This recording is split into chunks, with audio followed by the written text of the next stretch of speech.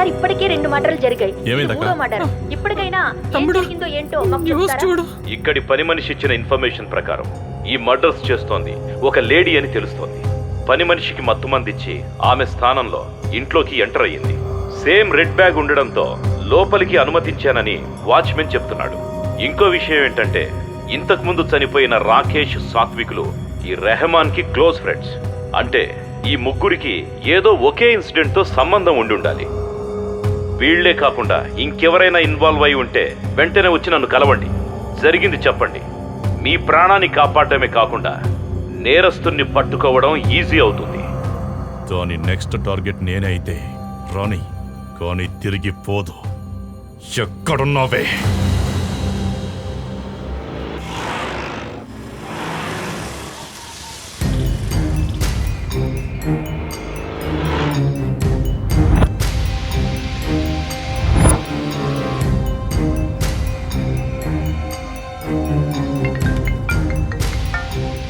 Lisa చెప్పు. Sir ఆ అమ్మాయిని చూశాను సార్. ఎక్కడ? మార్కెట్లో సార్.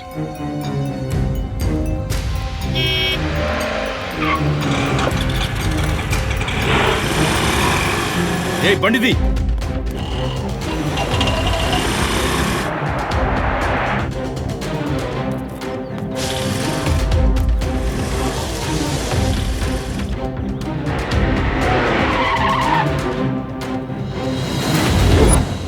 Okay good. ఇక నేను చూసుకుంటాను, నువ్వు ఇక వెళ్ళిపో.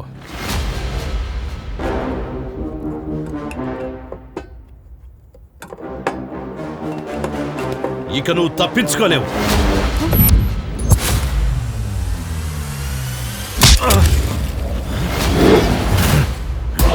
ఎవడ్రా నువ్వు?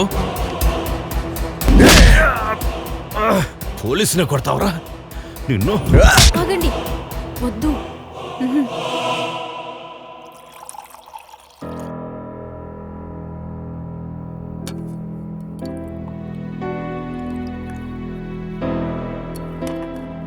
అంత గట్టిగా కొట్టావేంట్రా బండ వెదవా?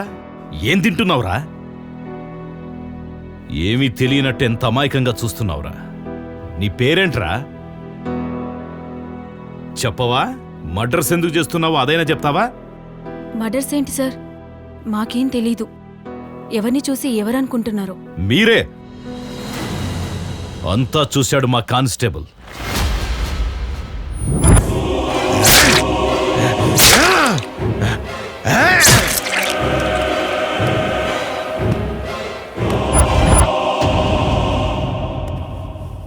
భయపడకండి, కూల్.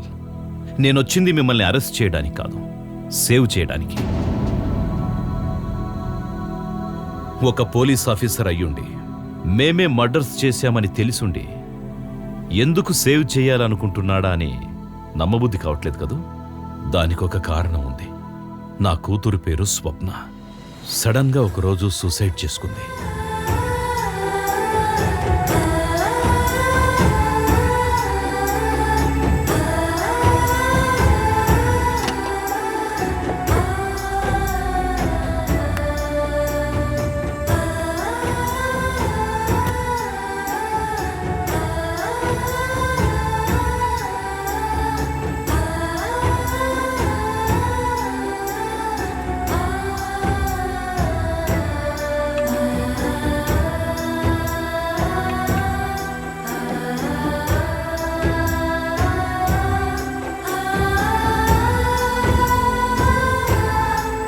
మన తెలంగాణ రాష్ట్రంలో కొత్తజాల గ్రామంలో అర్ధరాత్రి దెయ్యాలు తిరుగుతున్నాయని గ్రామాన్ని ఖాళీ చేస్తున్నారు. దీనిపైన కొంతమంది స్పందన తెలుసుకుందాం.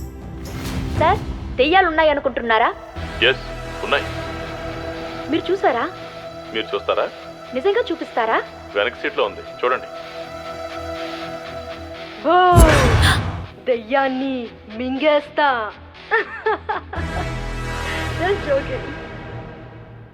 ఏంటండి నన్ను దయ్యం అంటున్నారు? అలా కనబడుతున్నానా నేను? ఏమండి, ఇలా రండి. మా అమ్మాయితో ఉన్నది ఈ నలుగురే. వెంటనే ఛానల్కి ఫోన్ చేశాను. నా కూతురు చనిపోయిన రోజే వాళ్ళు ప్రోగ్రామ్ షూట్ చేసిన డేట్ అని తెలిసింది. 100% వాళ్లే నా కూతురి చావుకి కారణమని అర్థమైంది. నేనే ఆ నలుగురిని షూట్ చేసి పారేద్దాం అనుకున్నాను. ఇంకో 2 నెలల్లో నా రిటైర్మెంట్ ఉంది. ఈలోపు ఎక్కడ దొరుకుతారా అని ఎదురు చూస్తున్న టైంలోనే ఒక్కొక్కరి మర్డర్ జరుగుతోంది. ఎవరు చేస్తున్నారో తెలీదు. బట్ మర్డర్స్ దగ్గర మీరు దొరికిపోయే ప్రతి క్లూని లేకుండా చేశాను.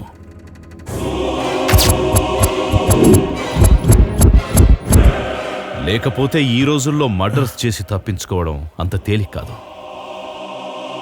అసలు మీరెందుకు వాళ్ళని చంపుతున్నారు?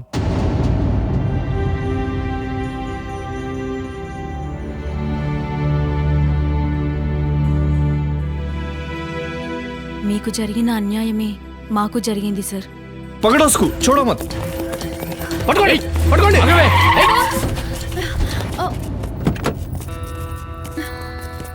ఏమైందండి?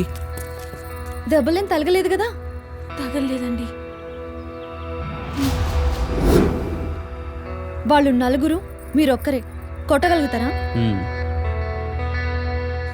ఇప్పుడు రండ్రా, మొత్తం షూట్ చేసేస్తాను. పోలీసులకు ప్రూఫ్ కావాలి కదా.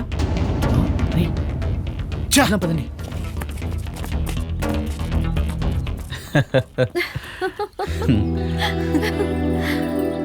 కూల్. మీరు గన్తో షూట్ చేస్తారనుకున్నా, ఫోన్తో షూట్ చేస్తారనుకోలేదు. ఎలా షూట్ చేశామన్నది కాదమ్మా, ఎదుటోడు భయపడ్డా లేదా. నీ పేరేంది? అనసూయ. నా పేరు సహస్ర శ్రీకాంత్. ఏడుంటారు మీరు? సహారా స్టేట్స్లో. మన కాలనీ దగ్గరే. అయితే రండి, మేము డ్రాప్ చేస్తాం. అలా పరిచయమైన కొద్ది రోజుల్లోనే చాలా క్లోజ్ అయ్యాం. కొన్ని రోజుల తరువాత సహస్ర ఫ్యామిలీ హైదరాబాద్కి వచ్చారు. నన్ను వాళ్ళకి పరిచయం చేసింది. వాళ్ళ అన్నయ్య లక్ష్మణ్, చెల్లెలు పల్లవి నన్ను కూడా వాళ్ళ ఫ్యామిలీ మెంబర్ లాగే చూసుకున్నారు.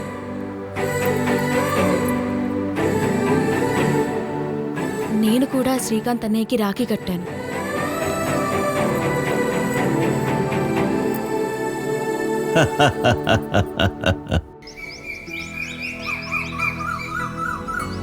అలా హ్యాపీగా జరుగుతున్న సమయంలో ఏం జరిగిందో ఎవరికీ అర్థం కాలేదు.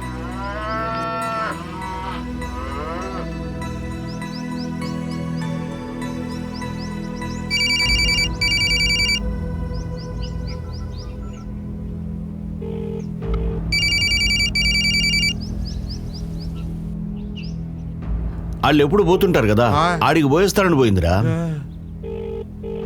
ఎత్తుతలేదింది. తొందరగా పోయి చూసిరా. పో. రేయ్, పల్లవినేమనుకు, తీసుకురా, నేను చెప్తా.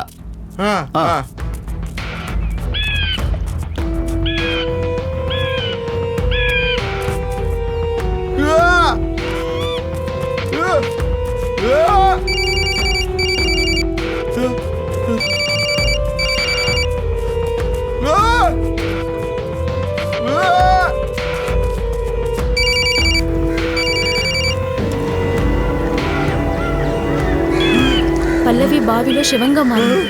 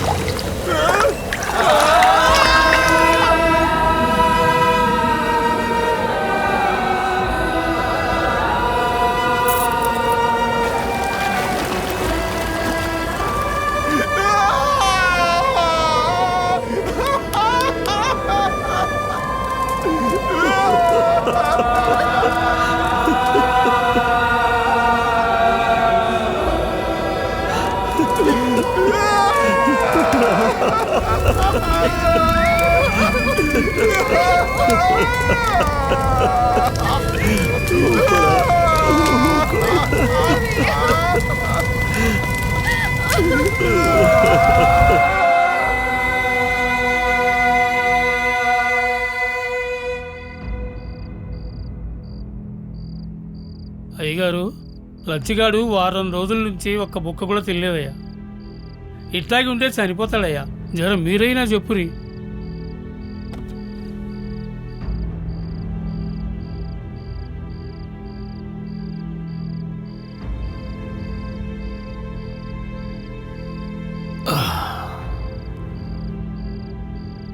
లచ్చి, ఈ భూమి మీద పుట్టిన ప్రతి జీవి చచ్చిపోవలసిందేరా. రేపో మాపో నేను పోవలసిందేరా. ఎవ్వరు ఉండరు. కాకపోతే ముందు వెనక. పల్లవికి ముందొచ్చింది. ఏం చేస్తాం? నీ బాధను దిగమింగి 4 మెతుకులు మింగరా.